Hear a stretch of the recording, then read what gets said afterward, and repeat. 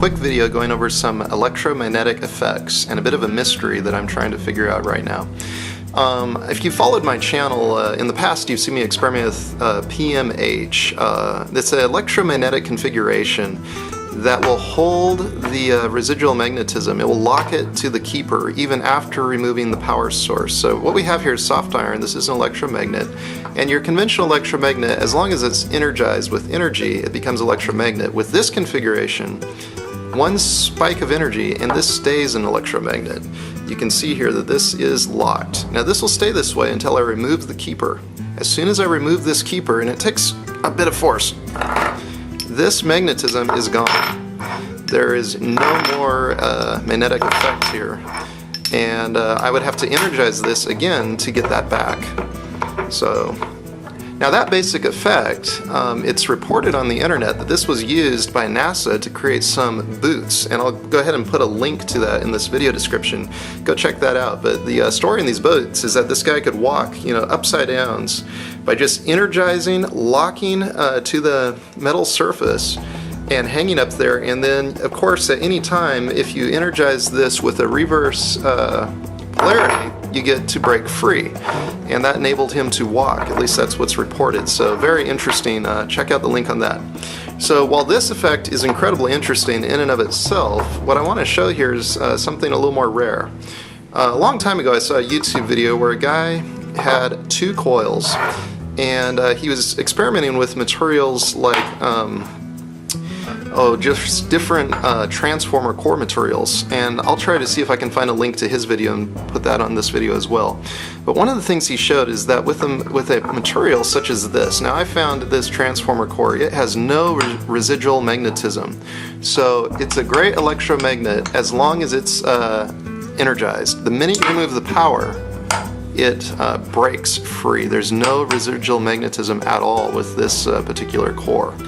Now, what this guy showed in his video is that if he shorted another coil, then he had residual magnetism. And the question is, why is that? I would like to find a clear answer on that. Leave comments if you have any ideas.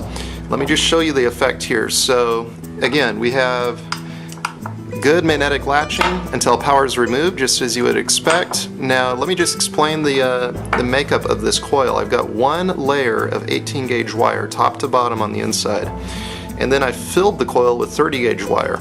So there's one low turn count coil here, and then a very high turn count with 30 gauge wire coil here.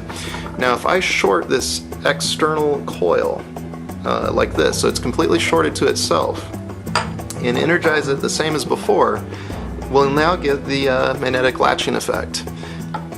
So you can see there that this is now holding its magnetism. Now it's very interesting to me, folks. That's a bit of a mystery to me. Obviously this coil is functioning in some way. I don't know if it's the inductance of the coil or what it is, to allow the magnetic latching effect.